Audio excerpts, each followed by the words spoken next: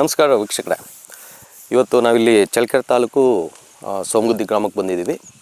ಇಲ್ಲಿ ನಿಮಗೆ ಒಂದು ಹಸು ಸಾಕಾಣಿಕೆ ಬಗ್ಗೆ ಪೂರ್ಣ ವಿವರವನ್ನು ಕೊಡಬೇಕು ಅಂತ ಹೇಳ್ಬಿಟ್ಟು ಬಂದಿದ್ದೀನಿ. ಎಷ್ಟೋ ಜನ ಹಸು ಸಾಕಾಣಿಕೆ ಮಾಡಿ ಎಷ್ಟೋ ಲಾಸ್ಗಳಾಗಿದ್ದೀವಿ, ನಮಗೇನು ವರ್ಕೌಟ್ ಆಗಿಲ್ಲ ಅಂತೇಳ್ಬಿಟ್ಟು ತುಂಬ ಜನ ಹೇಳಿರೋದು ನಾನು ಕೇಳ್ಪಟ್ಟಿದ್ದೀನಿ. ಸೊ ಇವರು ಯಾವ ಥರ ಒಂದು ನಿರ್ವಹಣೆ ಮಾಡ್ತಾರೆ, ಯಾವ ಥರ ನೋಡ್ಕೊತಾರೆ, ಯಾವ ಥರ ಹಸುಗಳನ್ನ ತರಬೇಕಾದ್ರೆ ಇವರು ಏನೇ ಪ್ರಿಕಾಕ್ಷನ್ ತೊಗೊತಾರೆ, ಇವನ್ನೆಲ್ಲ ನಾನು ನಿಮಗೆ ಹೇಳ್ತಾ ಹೋಗ್ತೀನಿ. ಸರ್ ನಮಸ್ತೆ. ನಮಸ್ತೆ ಸರ್. ಸರ್ ನಿಮ್ಮ ಪರಿಚಯ ಮಾಡಿಕೊಡ್ರಿ. ಸರ್ ನಮ್ಮ ಚಿತ್ರದುರ್ಗ ಡಿಸ್ಟಿಕ್ಕು ಚಳ್ಳಕೆರೆ ತಾಲೂಕು ಸೋಮಗುದ್ದು ಗ್ರಾಮ. ಓಕೆ, ನೀವು ಎಷ್ಟು ವರ್ಷದಿಂದ ಮಾಡ್ತಿದ್ದೀರಾ ಸರ್ ಇದನ್ನ ಹಸು ಸಾಕಾಣಿಕೆ? ನಮ್ಮದು ಇಲ್ಲಿಗೆ 23ನೇ ವರ್ಷ ರನ್ನಿಂಗ್ ಆಯ್ತು ಸರ್. ಭಾಳ ಜನ ಹೇಳ್ತಾರೆ ಹಸು ಸಾಕಾಣಿಕೆಯಲ್ಲಿ ಏನು ಉಳಿಯಲ್ಲ, ನಮಗೆ ಭಾಳ ಲಾಸ್ ಆಯಿತು ಅಂತಾರೆ. ನೀವು 20-25 ವರ್ಷದಿಂದ ಯಾವ ಥರ ಮೇಂಟೈನ್ ಮಾಡ್ತಿದ್ದೀರಾ ಸರ್?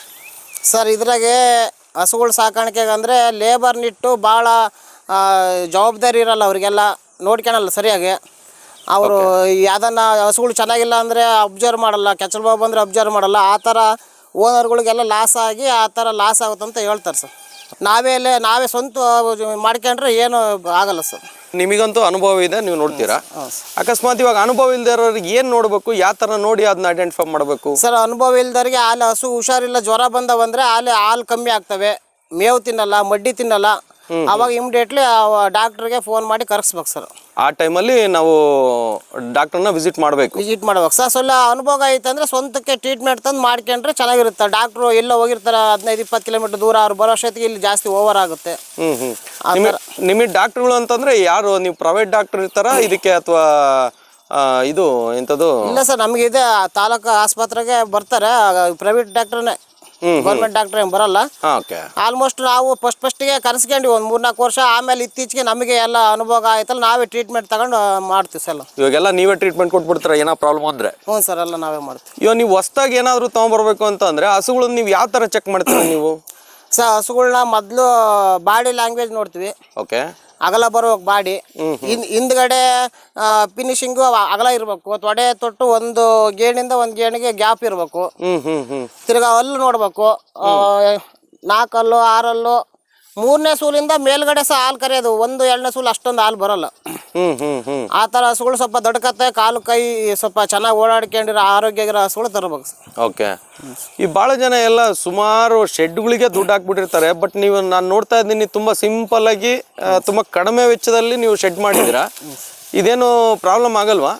ಇಲ್ಲ ಸರ್, ಈ ಥರ ಏನು ಪ್ರಾಬ್ಲಮ್ ಆಗಲ್ಲ. ಅದಕ್ಕೆಲ್ಲ ಭಾಳ ದುಡ್ಡು ಹಾಕಿ ಹಸುಗಳಿಗೆ ಲಾಸ್, ಇದೇ ಥರ ಸಹ ಲಾಸ್ ಆಗೋದು ಅಂತ ಹೇಳಿದ್ರೆ 10 ಲಕ್ಷ 15 ಲಕ್ಷ ಪ್ರಾಪರ್ಟಿ ಎಲ್ಲ ಶೆಡ್ಗಳಿಗೆ ಹಾಕಿ ಲೇಬರ್ನಿಟ್ಟು ಮಾಡಿಸ್ತಾರೆ. ಅವರಿಗೆ ಅಷ್ಟೊಂದು ಅಬ್ಸರ್ವ್ ಮಾಡೋಕ್ಕೆ ಬರಲ್ಲ.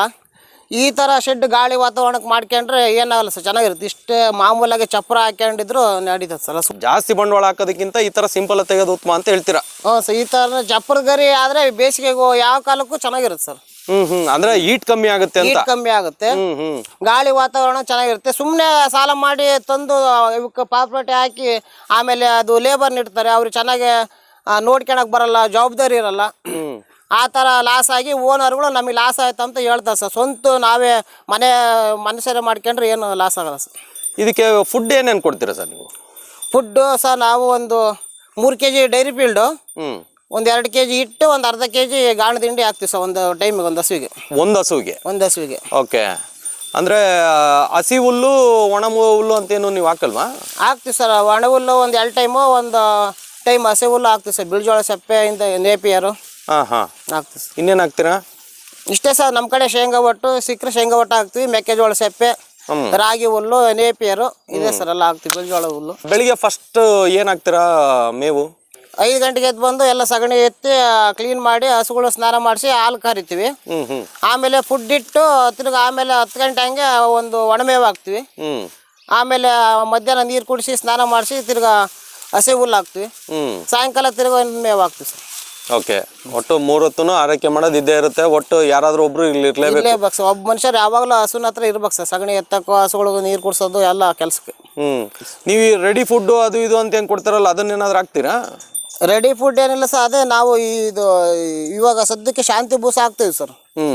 ಮೊದಲು ಡೈರಿ ಬೂಸ ಹಾಕ್ತಿದ್ವಿ, ಇವಾಗ ಶಾಂತಿ ಬೂಸ ಹಾಕ್ತೀವಿ. ದಿನಕ್ಕೆ ಎಷ್ಟು ಕೊಡ್ತೀರಾ ಶಾಂತಿ ಬೂಸನ? ಶಾಂತಿ ಬೂಸ ಒಂದು ಹಸುವಿಗೆ ದಿನಕ್ಕೆ ಒಂದು ಟೈಮಿಗೆ ಒಂದು 3 kg ಕೊಡ್ತೀವಿ, ಒಂದು 2 kg ಇಟ್ಟು ಒಂದು ಅರ್ಧ kg ಹಿಂಡಿ ಆಗ್ತದೆ ಸರ್. ಅಲ್ಲಿಗೆ 5 kg ಆಗುತ್ತೆ. ಅಲ್ಲಿ 2 ಟೈಮ್ ಕೊಡ್ತೀರಾ, 1 ಟೈಮ್ ಕೊಡ್ತೀರಾ? 2 ಟೈಮ್ ಸರ್. ಬೆಳಿಗ್ಗೆ ಸಾಯಂಕಾಲ 2 ಟೈಮ್ ಕೊಡ್ತೀರಾ ನೀವು? 10 kg ಆಗುತ್ತೆ ಸರ್ ಒಂದು ಹಸುವಿಗೆ. ಓಹೋ, ಒಂದು ಹಸುವಿಗೆ. ಹ್ಞೂ ಸರ್. ನಿಮಗೆ ದಿನಕ್ಕೆ ಒಂದು ಹಸು ಎಷ್ಟು ಹಾಲು ಕೊಡುತ್ತೆ ಸರ್? ಒಂದು ಹಸು ಅಂದರೆ 12ರಿಂದ 15ವರೆಗೂ ಕರಿಯಾವು ಇದಾವೆ ಸರ್. ಅದ್ರಾಗೆ ಎಲ್ಲ ಹಸುಗಳು ಒಂದೇ ಥರ ಹಾಲು ಬರೋಲ್ಲ. ಅದ್ರಾಗೆ ಬ್ರೀಡ್ ಹಸು ಒಂದು 5-6 ಇದ್ದಾವೆ. ಎಲ್ಲ ದಿನಕ್ಕೆ 30 ಲೀಟ್ರ್ ಕರಿತವೆ. ಅವಕ್ಕೆಲ್ಲ ಒಂದು ದಿನಕ್ಕೆ ಒಂದು 12 kg ಫುಡ್ ಹಾಕ್ಬೇಕು ಸರ್ ಅವಕ್ಕೆ, ಒಂದು ಹಸುಗೆ.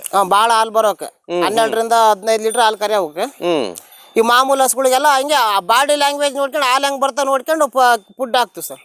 ಅದು ನಿಮಗೆ ಗೊತ್ತಾಗುತ್ತೆ ಯಾವ್ದಕ್ಕೆ ಎಷ್ಟು ಹಾಕ್ಬೇಕು ಅಂತ? ಯಾವ್ದಕ್ಕೆ ಎಷ್ಟು ಹಾಕ್ಬೇಕು, ಇದಕ್ಕೆ 6 ಲೀಟ್ರ್ ಬರೋದಕ್ಕೆ ಎಷ್ಟು, 10 ಲೀಟ್ರ್ ಬರೋದಕ್ಕೆ ಎಷ್ಟು ಅಂತೆಲ್ಲ ಸರ್. ಓಕೆ. ಹ್ಞೂ ಸರ್.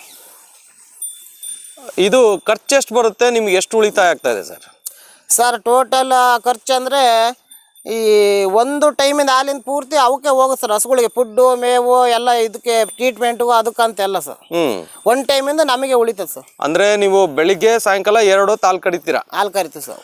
ಆ ಬೆಳಿಗ್ಗೆ ಕರೆಯೋದು ಒಂದು ಪೂರ್ತಿ ನಿರ್ವಹಣೆಗೆ ಹೋಗ್ಬಿಡುತ್ತೆ, ಎಲ್ಲ ಪೂರ್ತಿ ಅದಕ್ಕೆ ಫುಡ್ಡು, ಟ್ರೀಟ್ಮೆಂಟು, ಅದ್ರ ಆರೈಕೆಗೆ ಅಂತ ಹೋಗ್ಬಿಡುತ್ತೆ. ಹಾಂ ಸರ್, ಹೋಗ್ಬಿಡುತ್ತೆ. ಇನ್ನು ಒಂದು ಟೈಮ್ ಉಳಿಯೋದು ನಿಮಗೆ ಉಳಿಯುತ್ತೆ? ಉಳಿಯುತ್ತೆ ಸರ್, ಒಂದು ಟೈಮಿಂದ ನಮಗೆ ಉಳಿತದೆ ಸರ್. ಅದ್ರಾಗ ಲೇಬರ್ ಇಟ್ಕೊಂಡು ಮಾಡಿದ್ರೆ ಅದು ಉಳಿಯೋದಿಲ್ಲ ಸರ್. ಅವ್ರಿಗೆ ಲೇಬರ್ ಚಾರ್ಜು, ಅವರಿಗೆಲ್ಲ ಆಹಾರ, ಫುಡ್ಡು ಅವ್ರಿಗೆಲ್ಲ ಜೋಡಿಸ್ಬೇಕಂದ್ರೆ ಅದು ಹಾಲಿಂದ ಎಲ್ಲ ಅವಕ್ಕೆ ಲೇಬರ್ಗೂ ಹಸುಗಳಿಗೆ ಸರ್ವಾಗುತ್ತೆ ಸರ್. ಓಕೆ. ಸ್ವಂತಕ್ಕೆ ಮಾಡ್ಕೊಂಡ್ರೆ ನಮಗೆ ಒಂದು ಟೈಮಿಂದ ಉಳಿತದೆ ಸರ್. ನೀವು ಅವಲೇ ಒಂದು ಮಾತು ಹೇಳಿದ್ರಿ, ನೀವು ಒಂದು ಹಸುನ ಈ ಥರ ಹಿಂಗೆ ಚೆಕ್ ಮಾಡ್ಕೊಂಡು ನಾವು ತರಬೇಕು, ಇಲ್ಲ ಅಂತಂದರೆ ಅದು ಕರೆಕ್ಟಾಗಿರಲ್ಲ, ಅಂದರೆ ಅದು ಹಾಲು ಕರಿಯೋದಾಗಿರ್ಬೋದು, ಇನ್ನೊಂದಾಗಲಿ ಸರಿ ಹೋಗಲ್ಲ ಅಂದ್ರಿ. ಹಾಂ ಸರ್. ಅದನ್ನೊಂದ್ಸರಿ ನಮಗೆ ತೋರ್ಸೋಕ್ಕಾಗುತ್ತಾ ನಮ್ಮ ವೀಕ್ಷಕರಿಗೆ? ತೋರಿಸ್ತೀನಿ ಬರ್ರಿ ಸರ್. ಸರ್ ಮೊದಲಾಗಿ ಹಿಂಗೆ ಚರ್ಮ ಹಿಗ್ಗಿದ್ರೆ ಹಿಂಗೆ ಹೊರಗೆ ಒಂದು ಹಿಂಗೆ ಬರ್ಬೇಕು ಸರ್. ಹಿಂಗೆ ಇದು ಸ್ಮೂತ್ ಮೈ ಇರುತ್ತೆ. ಹಿಂಗೆ ಲೂಸ್ ಇದ್ರೆ ಹಾಲು ಒಳ್ಳೆ ಚೆನ್ನಾಗಿ ಬರ್ತದೆ. ಮೈ ದಪ್ಪ ಇರಬಾರ್ದು ಹಿಂಗೆ ಚರ್ಮ. ಓಕೆ. ಅದನ್ನ ಫಸ್ಟ್ ನಾವು ಚೆಕ್ ಮಾಡ್ಕೊಬೇಕು, ಚೆಕ್ ಮಾಡ್ಕೊಬೇಕು ಸರ್. ಹಿಂಗೆ ತುಪ್ಪಡ ಇಷ್ಟಿಷ್ಟು ರೋಮ ಬೆಳಿಬಾರ್ದು. ಹಿಂಗೆ ನಯಾಸಿದ್ರೆ ಒಳ್ಳೆ ಆರೋಗ್ಯ ಆಗಿರ್ತವೆ ಹಸುಗಳು. Okay okay. ತಿರುಗಿ ನೆಕ್ಸ್ಟ್ ಸಹ ಈ ಹಾಲಿಂದು ನರಗಳು ಹಿಂಗೆ ಉದ್ದ ಸ್ಟ್ರೈಟ್ ಇಲ್ಲಿಗೇನೆ ಹಿಂಗೆ ಇರ್ಬೇಕು. ಇಲ್ಲಿ ಗುಂಡಿ ಸ್ವಲ್ಪ ಇರ್ಬೇಕು, ಹಾಲು ಬರೋ ಹೋಲು. ಇಲ್ಲಿ ಹಾಲು ಬರೋ ಹೋಲು ಐತೆ ನೋಡಿ ಸರ್. ಇದು ಒಂದು ಬೆಳ್ಳುದ್ದು ಹಿಂಗೆ ಒಳಗೆ ಹೋಗ್ಬೇಕು. ಹಿಂಗೆ ತಿರ್ಗಿ ಹಿಂಗೆ ಮನೆ ತೊಟ್ಟು ಹಿಂಗೆ ಗ್ಯಾಪ್ ಇರ್ಬೇಕು ಸರ್. 4 ಬೆಳ್ಳು ಅಡ್ಡಾರ ಒಂದೊಂದಕ್ಕೆ ಒಂದೊಂದು ಗ್ಯಾಪ್ ಇರ್ಬೇಕು ಸರ್. ಹಿಂಗೆ 4 ತೊಟ್ಟು ಹಿಂಗೆ ಕರೆಕ್ಟಾಗಿ ಇರ್ಬೇಕು. ಹೆಂಗೆ ಯಾವ ಥರ ಅಂತ ಇನ್ನೊಂದು ಸರಿ ತೋರಿಸ್ರಿ. ಈಗ ಸರ್ ಹಿಂಗೆ ಕೈ ಇಟ್ಟರೆ 4 ಸಿಗ್ಬೇಕು. ಹಂಗೆ. Okay okay. ಅಂದರೆ ಗ್ಯಾಪ್ ಎಷ್ಟಿರ್ಬೇಕು? ಗ್ಯಾಪು ಒಂದೊಂದು ಅರ್ಧ ಅಡಿ ಇರ್ಬೇಕು ಸರ್, ಒಂದು ಮಲೆಯಿಂದ ಒಂದು ಮಲೆಗೆ. ಓಕೆ.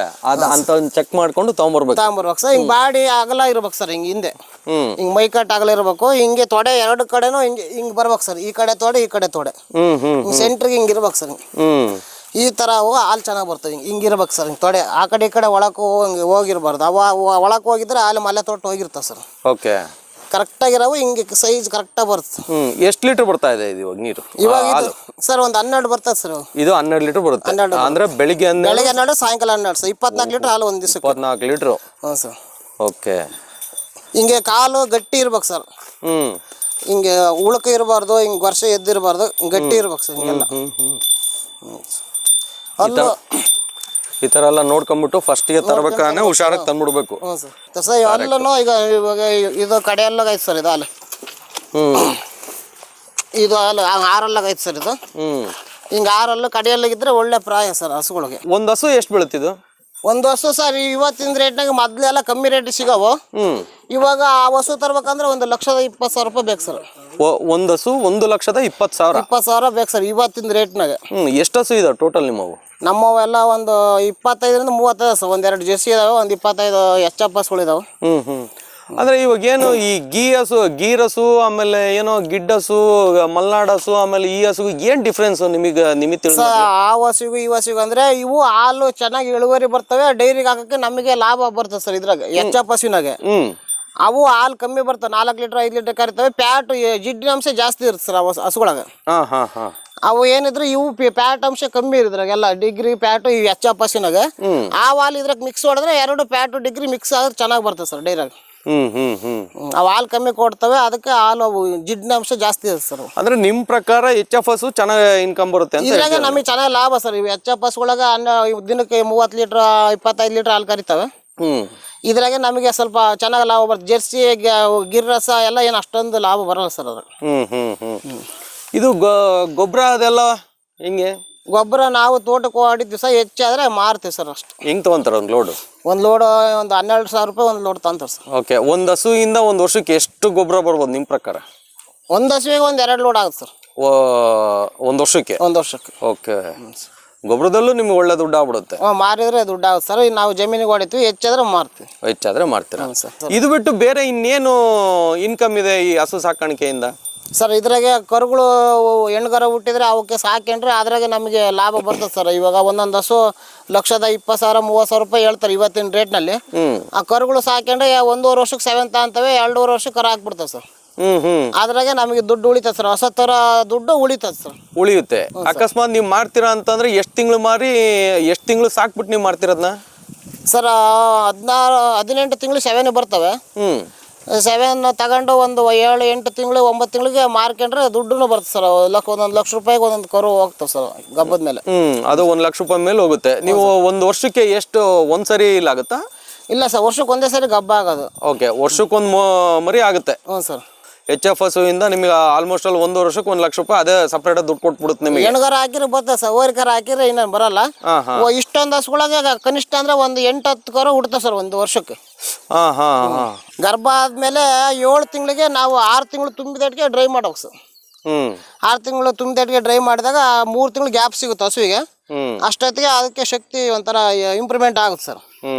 ಮುಂದಿನ ಸುಲಿಗೆ ಹಾಲು ಇಳುವರಿ ಚೆನ್ನಾಗಿ ಬರುತ್ತೆ. ಇಳುವರಿ ಚೆನ್ನಾಗಿ ಬರುತ್ತೆ. ಈ ಒಬ್ಬೊಬ್ರು ಹಾಲು ಕರೀಲಿ ಅಂತ 8 ತಿಂಗಳು ತುಂಬುವರೆಗೂ 8 ತಿಂಗಳವರೆಗೂ ಕರೀತಾರೆ ಸರ್. ಅವಾಗ ಹಾಲಿನ ಇಳುವರಿ ಮುಂದಿನ ಸುಲಿದ್ ಬರಲ್ಲ ಸರ್ ಹಾಲು.